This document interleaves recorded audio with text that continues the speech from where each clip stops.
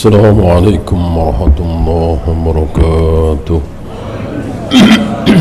Innal hamdalillah nahmaduhu wa nasta'inuhu wa nastaghfiruh wa na'udzu billahi min shururi anfusina wa min sayyiati a'malina.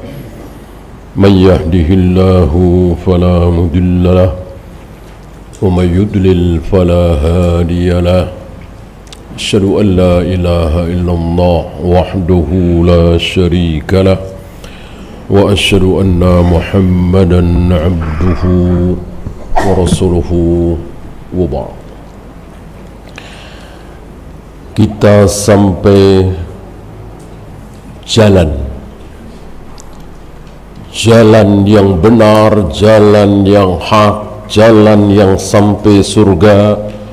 Ada berapa? Ada satu, hanya ada satu. Sedangkan jalan menuju neraka ada tidak terhingga, mungkin ratusan, mungkin ribuan, di luar yang satu jalan itu ya. Maka kebenaran ini cuman ada satu. Hari ini sebagian kaum muslimin tertipu bahwa ini benar, ini benar, ini benar, ini benar. Jangan saling menyalahkan, jangan saling membid'ahkan. Udah urusan masing-masing. Yang penting kita saling mencintai, saling menghargai. Padahal jalan yang menuju surga hanya satu. Nah, pembahasan berikutnya, jalannya siapa? Ternyata jawabannya ada dua. Walaupun jalan itu ada satu, ketika ditanya jalannya siapa, jawabannya ada dua. Yang satu ke atas, yang satu ke bawah. Apa kemarin? Jalannya siapa itu? Jalannya Allah. Mana dalil? Wa anna hadza sirati, inilah jalanku, jalan Allah.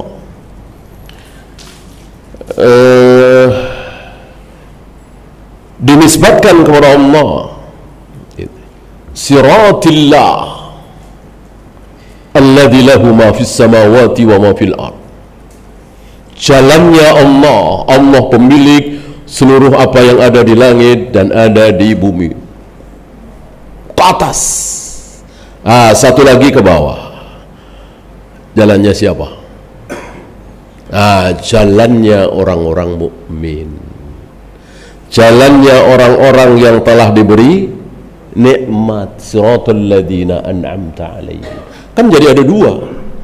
Maksudnya jalannya siapa, siapanya ini ada dua. Satu Allah, satu lagi orang-orang mukmin. Tapi yang dimaksud sama. Kenapa beliau mengajak kita membahas seperti ini? Karena ada ayatnya. Ada ayatnya.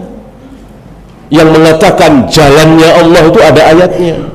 Yang mengatakan jalannya orang-orang mukmin ada ayatnya juga. Masa mau dibuang? Ahlus sunnah sangat tidak berani membuang ayat. Beda dengan ahlul bidah, berani membuang ayat, berani. Ya coba aja Ar-Rahmanu 'alal 'arsy istawa. Seolah mereka tidak bertemu dengan ayat ini. Padahal ada 7 ayat dalam Al-Quran. Seolah tuli telinga mereka.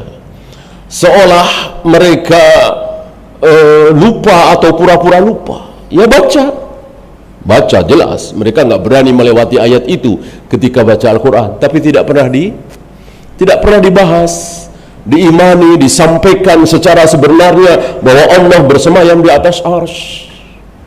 Itulah ahlul bidah. Beda dengan ahlus sunnah, tidak berani menyembunyikan. Walaupun tidak masuk di akal, walaupun tidak masuk di logika, ini ayat Allah, ini sabda Nabi, tidak berani menyembunyikan. Betul-betul disampaikan. Kalau toh tidak faham, ya nggak apa-apa. La yukallifullahu nafsan illa usaha. Allah tidak membebani seseorang dengan beban di luar kesanggupannya. Saya nggak sanggup, antum nggak sanggup, ya sudah. Yang penting jangan ditolak ayat itu, jangan disembunyikan. Ya.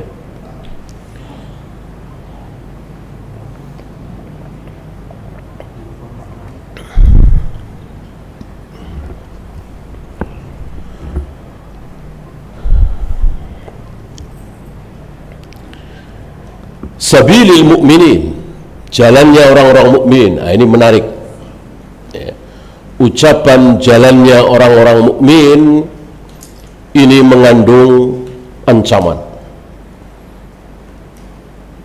Wa la yattabi ghaira sabilil mu'minin, barang siapa yang tidak mau mengikuti jalannya orang-orang mukmin, nuwallihi ma tawalla, akan kami palingkan kemana dia mau berpaling, akan kami sesatkan kemana dia mau sesat, akan kami bikin mereka merasa benar dalam kesesatan. Kira-kira begitu.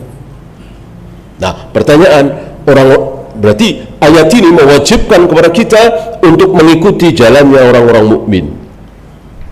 Nah, pertanyaan selanjutnya, orang-orang mukmin yang mana?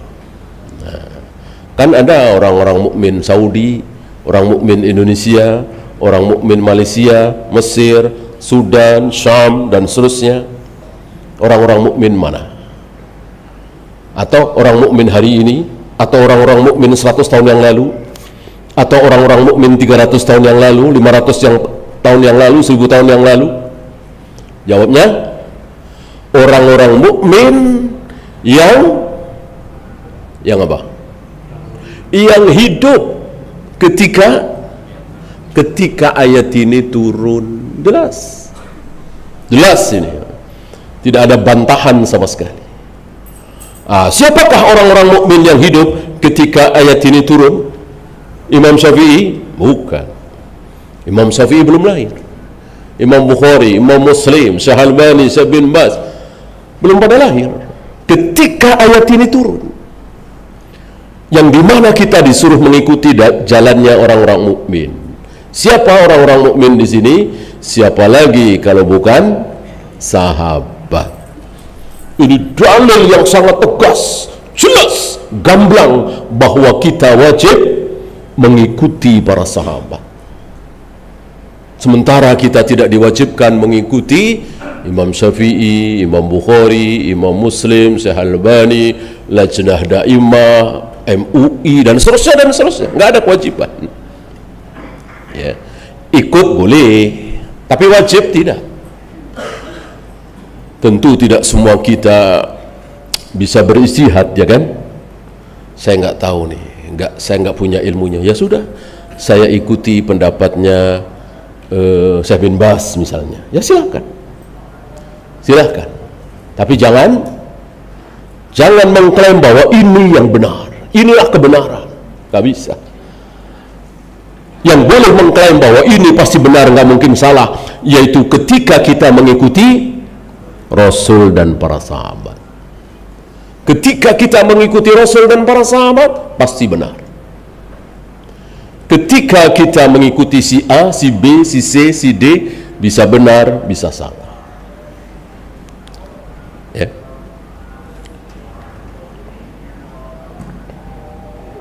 Maka setiap kali antum melakukan sebuah ibadah mahdoh, antum harus tahu,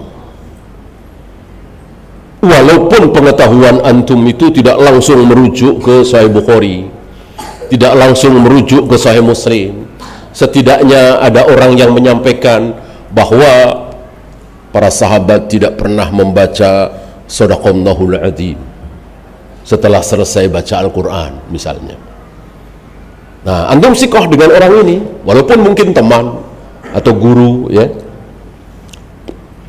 Nah, itulah pegangan. Itulah yang kita pegangi. Bahwa para sahabat tidak ada selesai baca Al-Quran, kemudian Shadaqallahul Adzim. Nah, itulah kita pegangi. Adakah para sahabat kunut witir bacanya berlama-lama sampai 10 menit, 15 menit gitu. Kalau ada kita ikuti, kalau tidak jangan ya. Adakah sahabat selesai sholat Id sambil bersalaman mengucapkan minal aizin wal faizin? Kalau ada riwayat kita ikuti, kalau tidak jangan gitu. Adakah riwayat para sahabat puasa Arafah beda dengan wukuf di Arafah gitu ya? Kalau ada kita ikuti, kalau tidak jangan, dan begitu seterusnya. Ketika kita mengikuti fatwa Imam Syafi'i misalnya, Imam Malik misalnya, beliau membawakan hujah para sahabat, itulah dalil. Walaupun tidak langsung kita merujuk, tentu lewat ulama-ulama kita atau setidaknya lewat guru kita. Intinya kita pulangkan kebenaran ini kepada Rasul dan para sahabat, Rasul dan para sahabat, Rasul dan para sahabat, dan begitu seterusnya.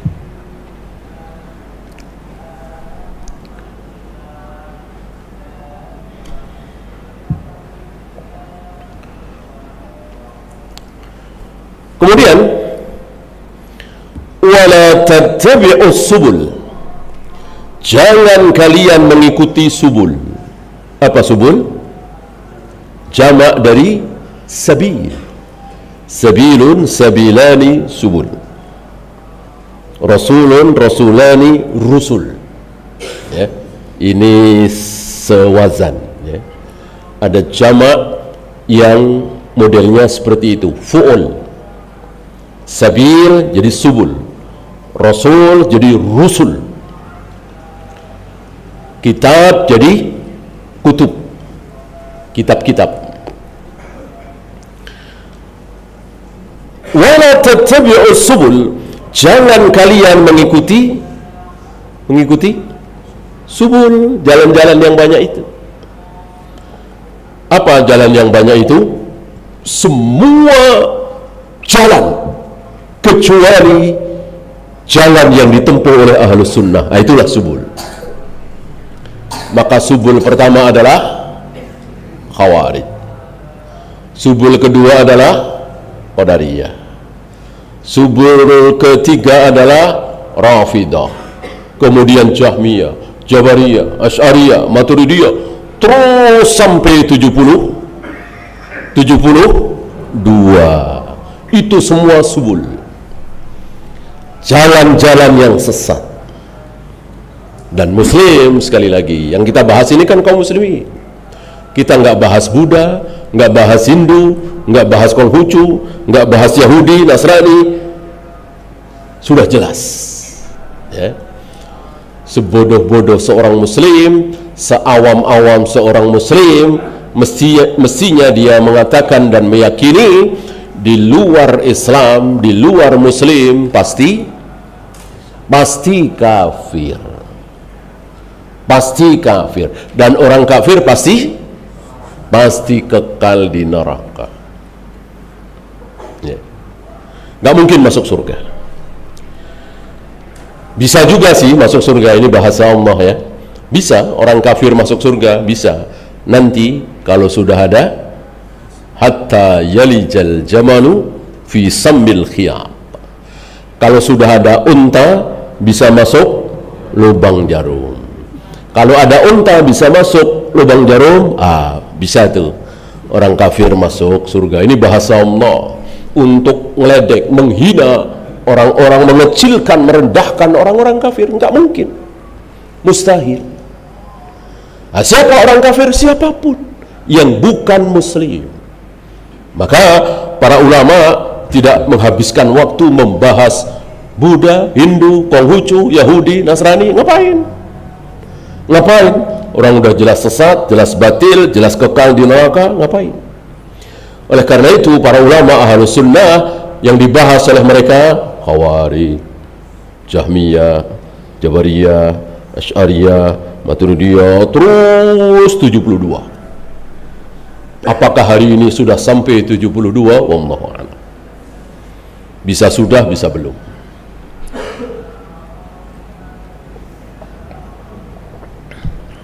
Pada akhirnya pasti.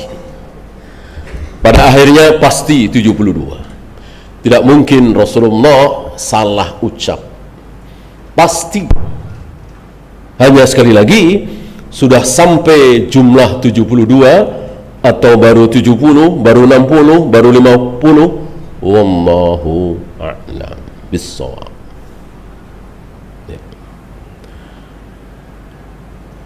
Fatafarraqa bikum an sabilih.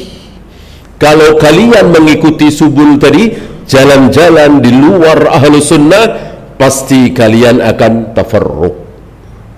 Pasti kalian akan tafarruq. Apa tafarruq? Berselisih, bercerai-berai. Pasti. Ya.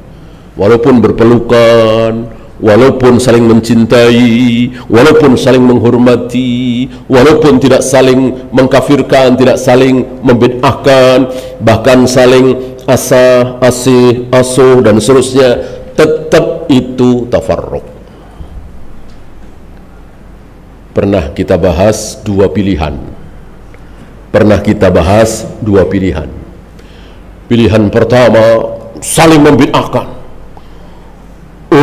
saling adu dalil, saling adu argumen, kadang dengan teriak, bahkan kadang-kadang gebrak meja, bahkan lebih dari itu.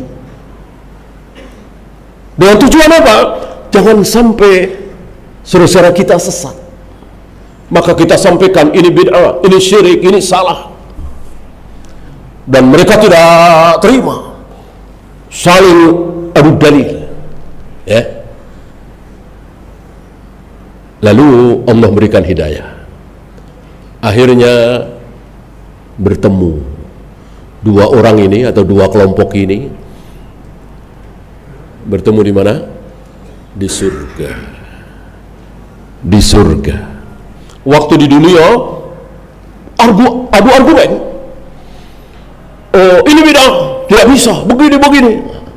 Tapi akhirnya karena memang semangat ikhlas mencari kebenaran di hadapan Allah, jangan sampai bid'ah, jangan sampai syirik, akhirnya mereka ketemu di surga. Itu contoh pertama. Contoh kedua, waktu di dunia nggak ada debat, nggak ada saling membid'ahkan, nggak ada saling mengkafirkan. Yang ada tadi bersatu, berpelukan, saling asah, saling asih, saling asuh, saling menghargai. Lalu mati dan akhirnya mereka ketemu di neraka. Ayo pilih mana? Tentu yang paling bodoh pun akan memilih pilihan yang pertama, gak mungkin yang kedua. Karena saling hujat, saling membid'ahkan, saling adu argumen, ya sementara. Itu pun kan gak tiap hari, tiap waktu kan. Mungkin seminggu sekali, bahkan mungkin sebulan sekali, demi mencari kebenaran. Itulah para sahabat. Antum tahu para sahabat itu keras, teriak lantang ketika melihat, mendengar sebuah kesalahan. Ambil contoh seorang tabi'in. Ini ulama, akhirnya jadi ulama.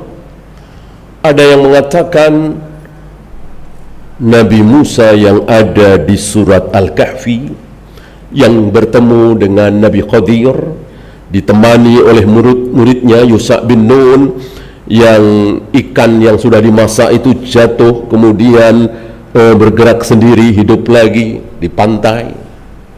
Belum tahu ceritanya ya. Itu katanya bukan Nabi Musanya Bani Israel. Itu bukan Nabi Musanya Bani Israel, beda lagi. Kalau Nabi Musanya Bani Israel itu yang bertemu dengan Fir'aun, yang membelah lautan, yang dihanyutkan waktu masih bayi di sungai Nil. Itu Musanya Bani Israel. Kali ini bukan. Entah dari mana dia berani mengatakan seperti itu. Berita ini sampai ke telinga Ibnu Abbas. Waktu itu Rasulullah, Abu Bakar, Umar, Utsman sudah wafat. Berita itu sampai ke telinga Ibnu Abbas, marah Ibnu Abbas. Apa yang keluar dari mulut Ibnu Abbas? Kadzaba adumullah. kadzaba adulullah. Dusta itu musuh Allah itu. Lihat, dusta itu musuh Allah itu. Kan keras sekali. Ya, tidak kemudian lembut, ya, pelan-pelan dinasihati sini, enggak. Demi syubhat itu tidak kemana-mana, agar cukup berhenti di situ. Karena bahaya syubhat itu, sangat bahaya. Ya. Antum pernah dengar ucapan Aisyah ketika beliau mendengar fatwa Ibnu Abbas bahwa wanita kalau mandi junub seluruh rambutnya harus basah semua. Itu fatwa dari Ibnu Umar. Fatwa ini sampai ke telinga Aisyah. Sekali lagi, ini Rasulullah, Abu Bakar, Umar sudah wafat. Aisyah marah. Kenapa marah? Karena Aisyah tahu persis itu salah. Karena Aisyah dan istri-istri Nabi biasa ketika mandi junub dan biasa menggelung rambut, kata Nabi, tidak usah dibuka gelungannya, cukup disiram 3 kali. Siram 3 kali tanpa dibuka ikatan rambutnya. Mungkinkah seluruh rambut basah semua? Tidak mungkin. Pasti ada 1 helai, 2 helai, 10 helai, 15 helai barangkali yang tidak basah. Sementara Ibnu Umar berfatwa seperti itu, harus basah semua. Dalam rangka membungkam syubhat ini, kesalahan ini, Aisyah mengucapkan kalimat yang kasar, yang tidak lembut, yang membuat orang terperangah, agar kaget lalu meninggalkan. Gitu ya. Apa kata Aisyah? Suruh Ibnu Umar untuk memerintahkan para wanita supaya menggunduli rambutnya saja. Wanita itu nggak usah pakai rambut, gundul habis, ya, biar ya basah semua. Ini kan kasar nggak enak didengar, ya. Ucapannya apa? Nggak enak didengar lah, kasar. Tapi itulah dalam rangka membungkam syubhat ini, karena ini salah, betul-betul salah. Tidak diragukan lagi kesalahan ini. Tidak wajib bagi seorang wanita membasahi seluruh rambutnya. Artinya ketika mandi junub tidak harus seperti itu. Ya tadi ada kemudahan, cukup disiram 3 kali. Nah, begitu kira-kira. Jadi jangan mentolerir kesalahan, kebid'ahan, kesesatan. Tidak seperti hari ini, ya. Karena mereka tidak mau resiko. Daripada mereka marah, sakit hati, panas telinga, udahlah, nggak usah disampaikan, nggak usah dibahas, ya. Maka udah mengurangi menyebut-nyebut tentang bid'ah, ya, karena berisiko, banyak yang marah. Udah dakwah yang aman-aman saja, bahas tentang sodako, bahas tentang birrul walidain, bahas tentang meninggalkan riba, meninggalkan judi, meninggalkan khamar. Nggak ada yang marah, nggak ada yang tersinggung. Bahkan pelacur sekalipun, pemabuk sekalipun, ketika dikatakan berzina haram, minum khamar haram, tersinggung nggak pelacur pemabuk? Tersinggung nggak? Enggak. Emang mereka ngaku, ya, paling senyum-senyum, ya, paling nunduk. Orang ngaku memang haram, nggak tersinggung itu. Korupsi haram, korupsi itu perbuatan setan. Para koruptor nggak pada marah, iya, paling senyum, ya, nggak tahu aja dia, kata si koruptor itu. Beda dengan bid'ah syirik, marah mereka karena tidak merasa melakukan kesalahan. Orang ibadah kok salah, ya.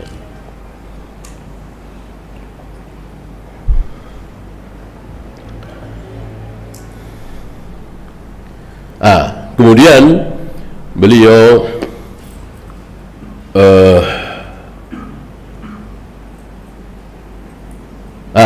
menarik ini, luar biasa, beliau sangat jeli.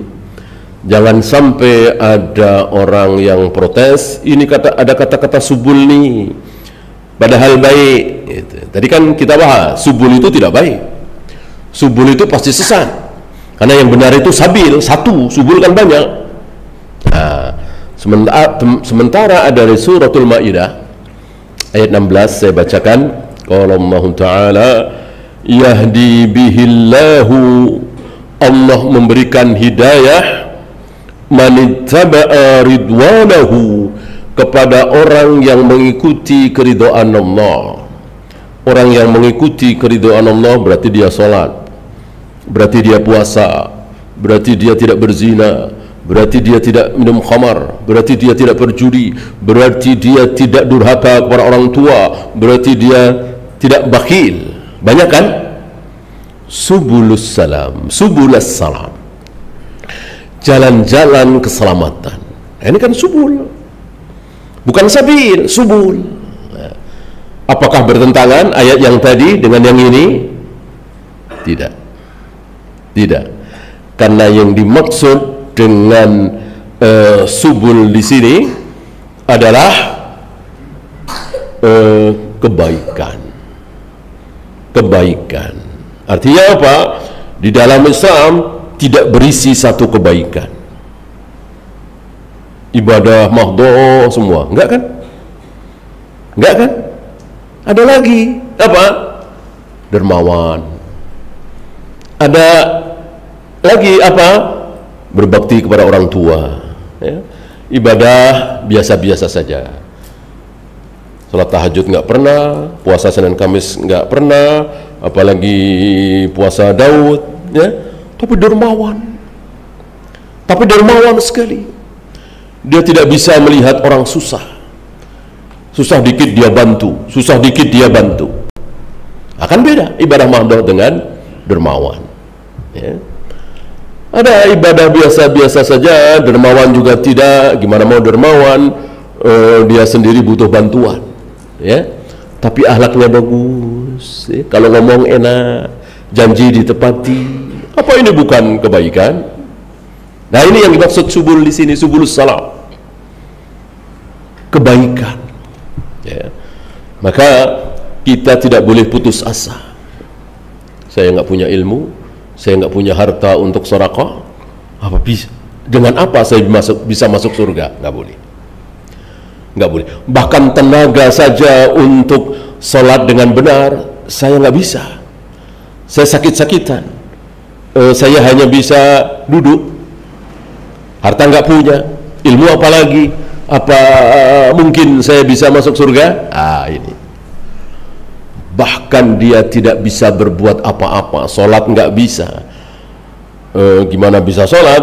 Kedua kakinya buntung, kedua tangannya buntung misalnya. Ilmu nggak ada, harta apalagi. Mungkinkah dia bisa masuk surga? Bisa. Dengan cara sabar. Ini yang dimaksud oleh ayat ini.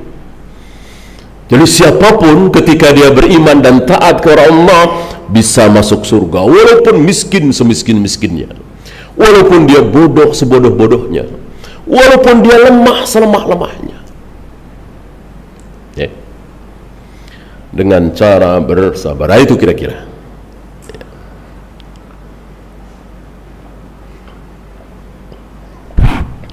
Adapun jalan kebenaran satu tadi, yang mana yang pernah ditempuh oleh Rasul dan para sahabat, gitu. Adapun kebaikan ya macam-macam. Bisa dengan ibadah mahdoh, bisa dengan akhlak yang mulia, bisa dengan hartanya, bisa dengan akhlaknya, bisa dengan kesabarannya. Ya.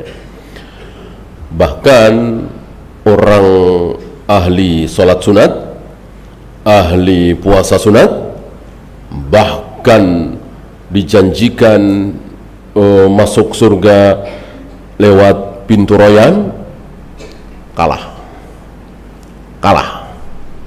oleh orang yang hampir-hampir tidak pernah sholat sunat, hampir-hampir tidak pernah puasa sunat, hampir-hampir tidak pernah melakukan ibadah kecuali yang wajib, tapi dia nyusul derajatnya, mengalahkan yang ahli ibadah sholat sunat, puasa sunat. Dengan apa dia nyusulnya? Nah, dengan akhlak, dengan akhlak, ya. Akhlaknya baik, nggak pernah bohong, dia selalu amanah, nggak pernah menyakiti hati orang, kalau ngomong enak didengar, ya, santun, ramah, dan seterusnya. Ini bisa menyusul, ya. Maka sekali lagi, jangan putus asa.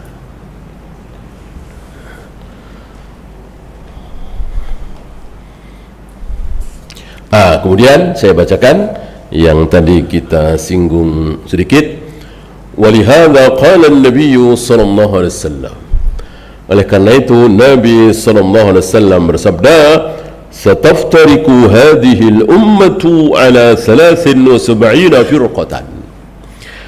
Akan pecah umat ini menjadi 73. Hadis ini disingkat oleh beliau. Sebelumnya ada siapa? Yahudi. Setelah Yahudi, Nasrani. Setelah Nasrani, umatku, kata beliau. Ya.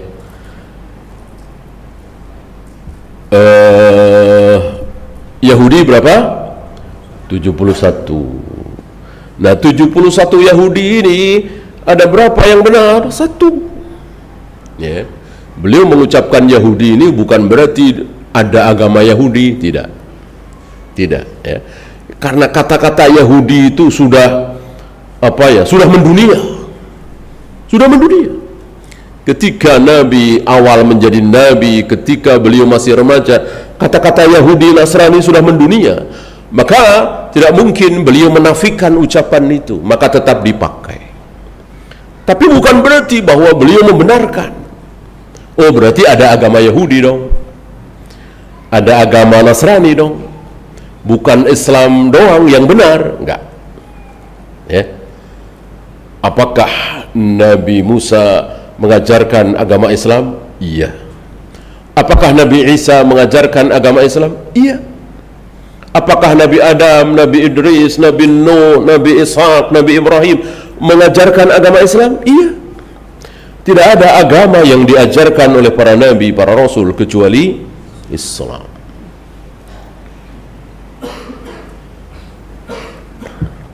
Kenapa Nabi mengatakan Yahudi pecah menjadi 71, Nasrani pecah menjadi 72? Nah, jawabannya tadi, karena sudah mendunia. Ambil contoh misalnya, beliau pernah teriak-teriak saat pasukan kaum muslimin kocar-kacir dalam perang Hunain. Perang Hunain ini perang di mana kaum muslimin jumlahnya jauh lebih banyak daripada musuh. Sebelumnya belum pernah terjadi.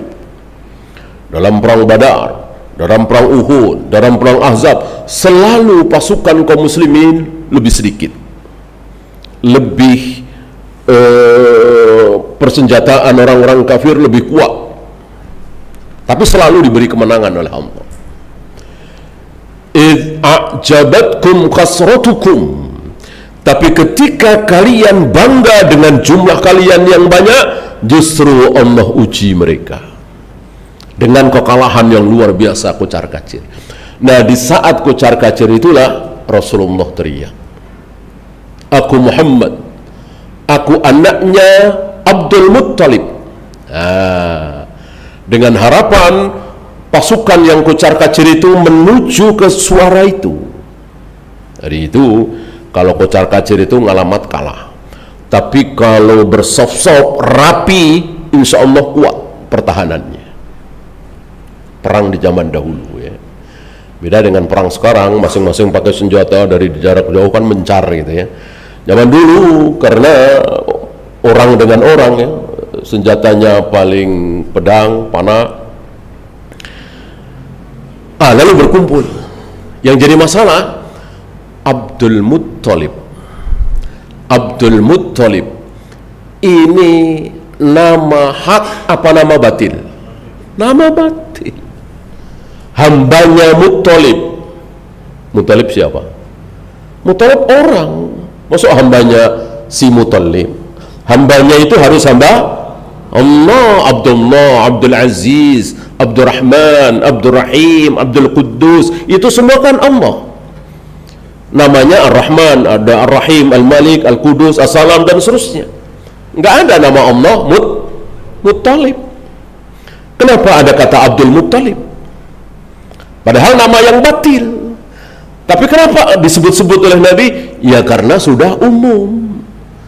Istilah tadi sudah mendunia, artinya nama Abdul Muttalib itu sudah diketahui oleh hampir seluruh orang Arab. Terkenal beliau Abdul Muttalib. Kakek beliau, ya, kakek beliau ini pun membawa hukum bahwa cucu itu seperti anak, ya. Nabi tidak mengatakan aku cucunya Abdul Muttalib, enggak, aku anaknya Abdul Muttalib, ya.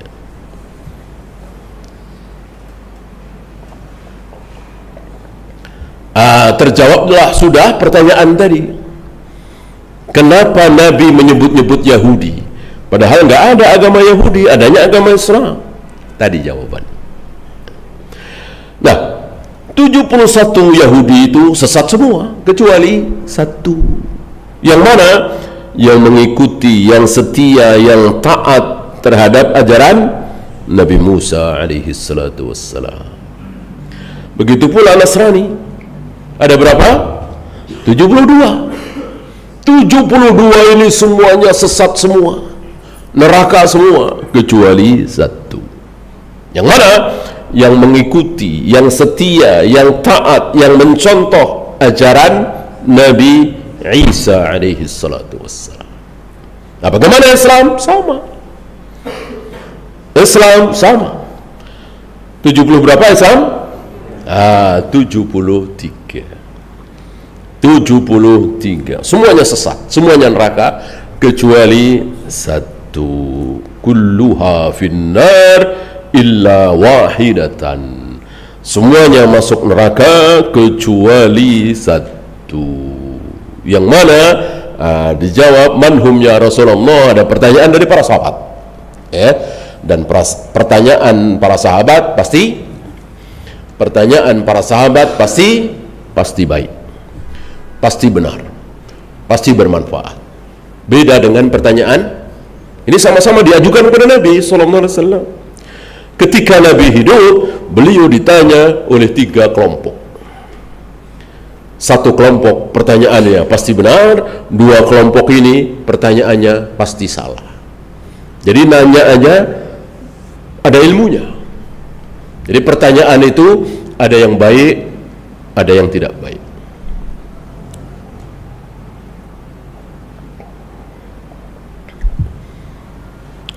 Pertanyaan siapa yang tidak baik? Pertanyaan yang diajukan kepada Nabi alaihi salatu wassalam yang tidak baik, pertanyaan siapa?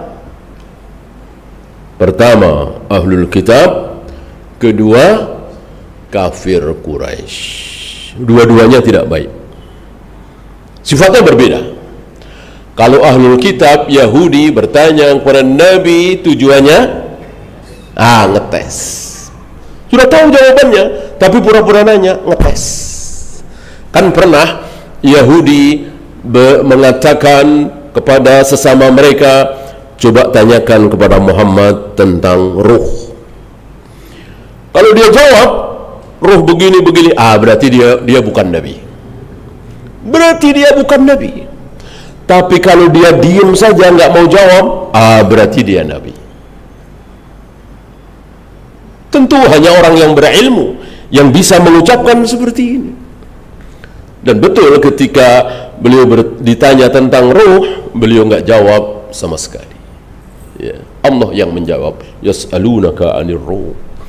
Qulir ruhu min amri rabbi wa ma utitum minal ilmi illa qalila.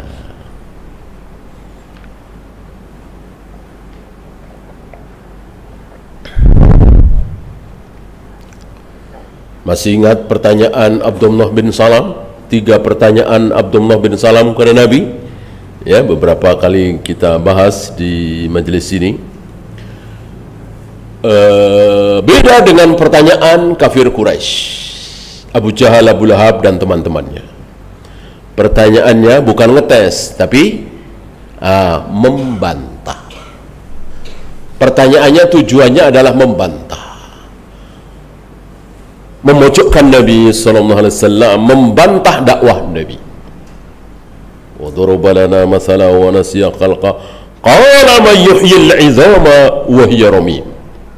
Man yuhyil 'idhama wa hiya ramim. Al-As bin Wa'il datang kepada Nabi alaihi salatu wasallam membawa tulang belulang manusia yang entah berapa puluh tahun yang lalu dia meninggal.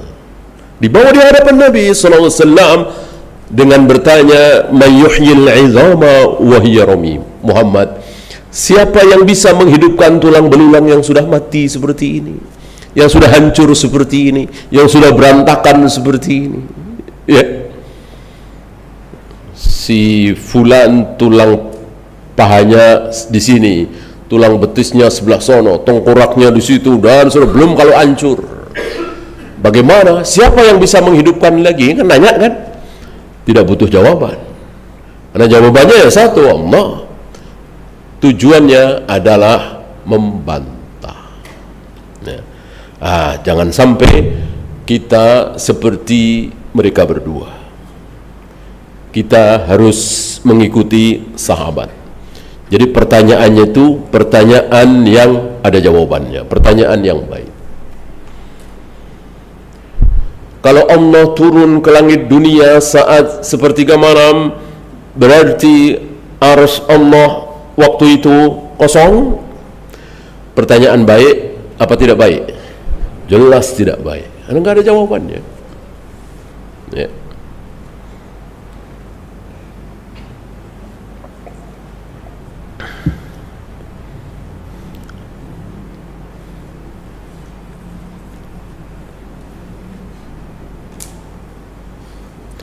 Nah, para sahabat bertanya, "Man hum ya Rasulullah?"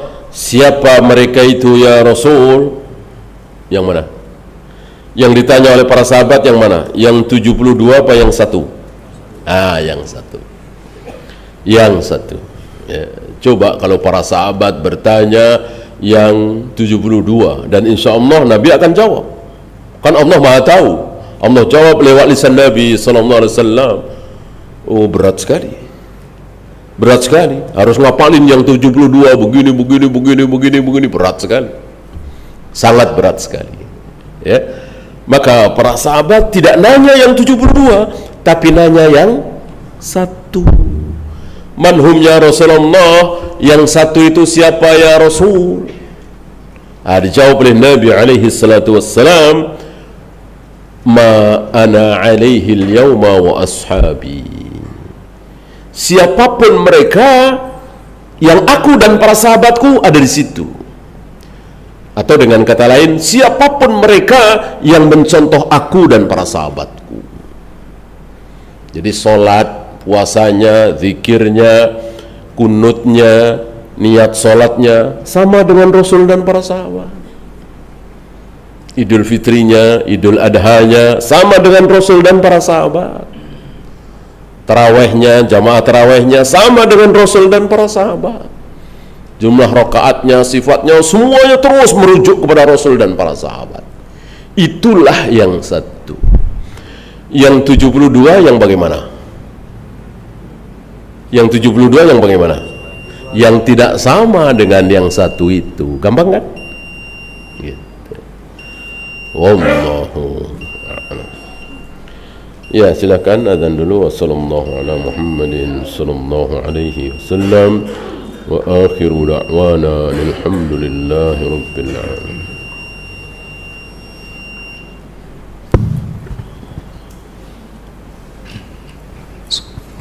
Bismillah. Allahu akbar, Allahu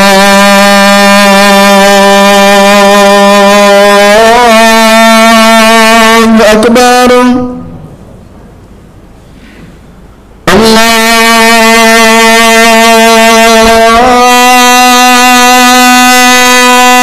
أكبر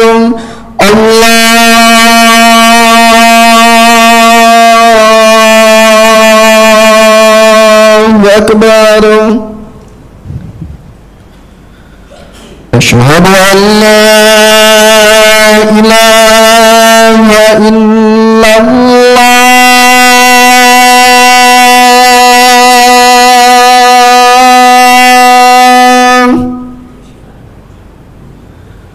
أشهد أن لا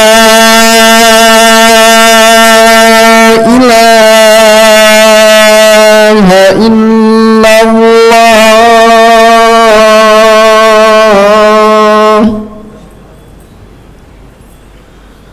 أشهد أن محمدا رسول الله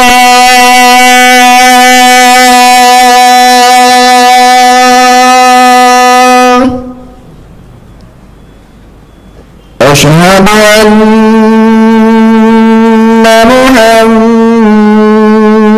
محمدا رسول الله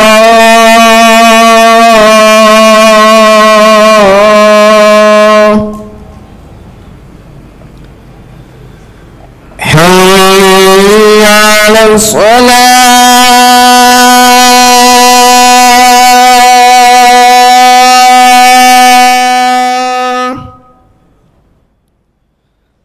حي على الصلاة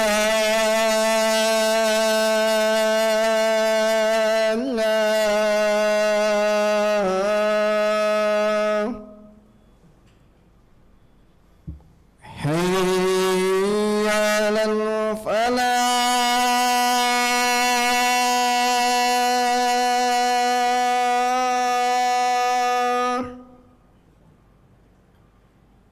حي على الفلاح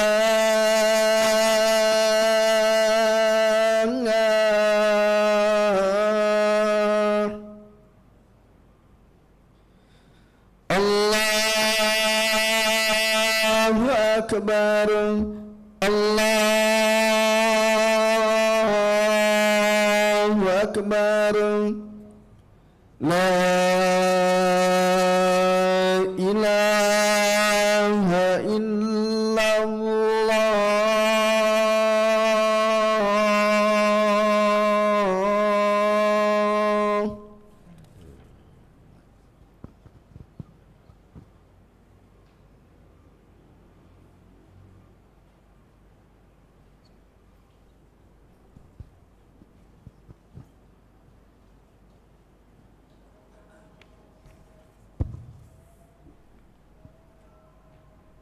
Alhamdulillah, salatu wassalamu ala rasulillah, la hawla wa la quwwata illa billah, wa ba'd. Ada pertanyaan?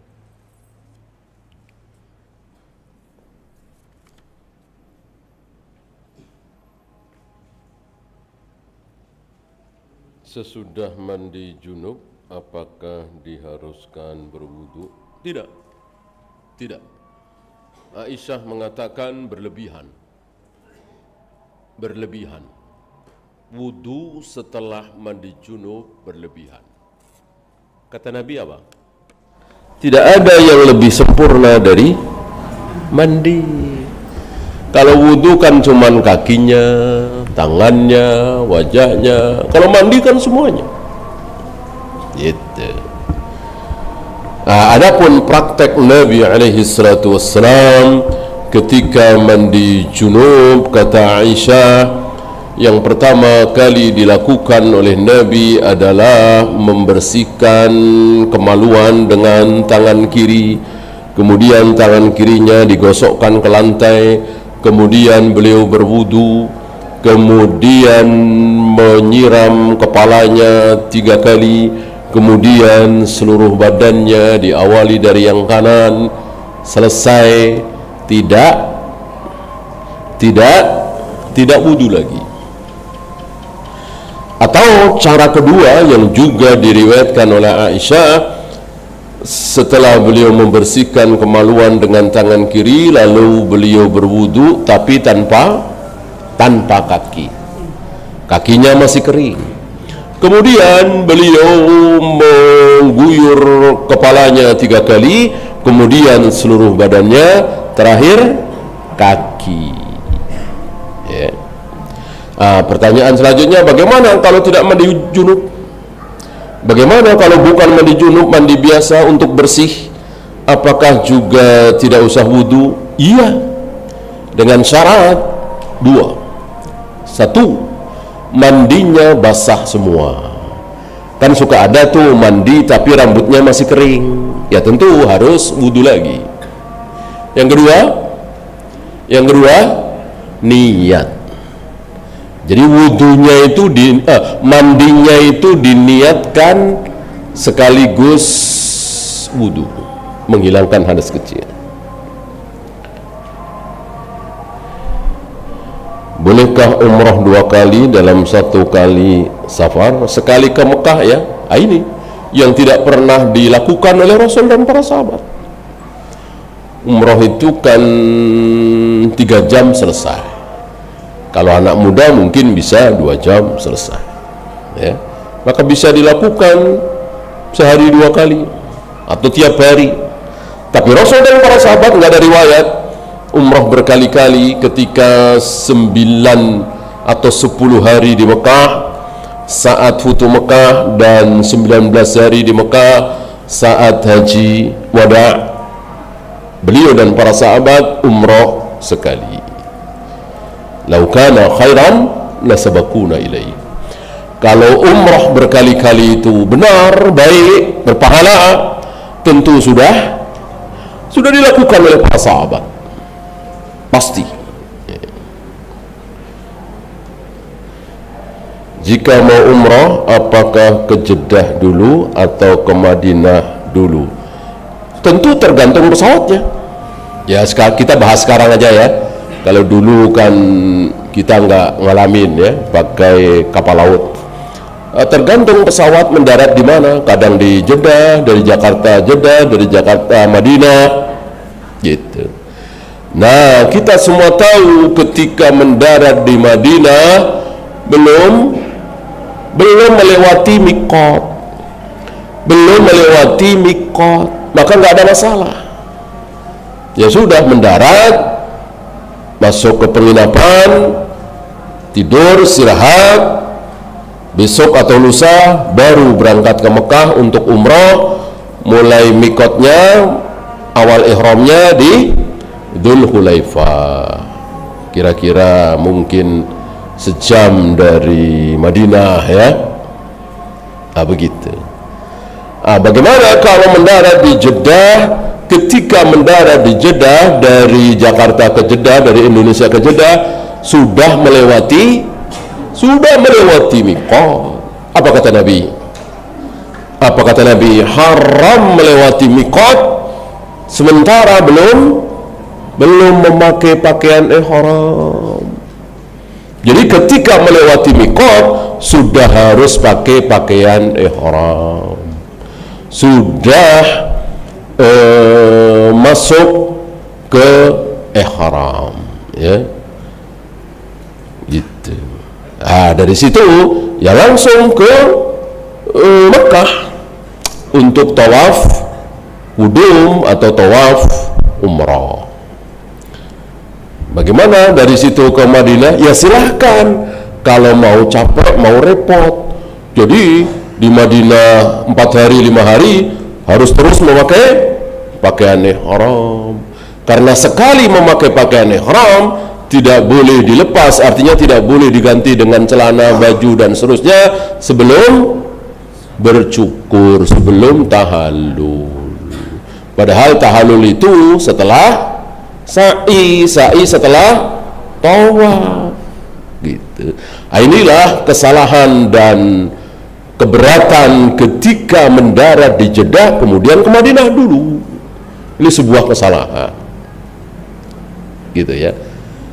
Artinya berat lah. Nah, karena berat, sebagian travel ngakalin dalil, nggak apa-apa ke Madinah pakai celana panjang, pakai baju. Niat umrohnya nanti ketika sudah di Madinah. Niat umrohnya nanti ketika sudah di Madinah, kayak kita penduduk Madinah. Lah kemarin-kemarin beli tiket, cari travel itu niatnya apa coba? Iya kan? Kemarin niat apa gitu? Ini merekayasa. Tentu dari Cengkareng kita sudah niat. Dari kemarin-kemarin daftar ke travel ini, travel itu niatnya apa coba? Kecuali memang ke Jeddah itu ada urusan bisnis misalnya, atau kerja di sana misalnya, ya, atau apalah. Nah, tidak usah memakai pakaian ihram, nggak apa-apa karena tidak niat umroh. Bolehkah pakai obat penumbuh jenggot, brewok? Ini termasuk takalluf, ya. Kalau memang Allah tidak berikan, ya sudah, sabar. Tidak perlu seperti itu. Wallahu a'lam. Ya, itu saja. Subhanakallahumma bihamdika asyhadu an la ilaha illa anta astaghfiruka wa atubu ilaik. Assalamualaikum warahmatullahi wabarakatuh.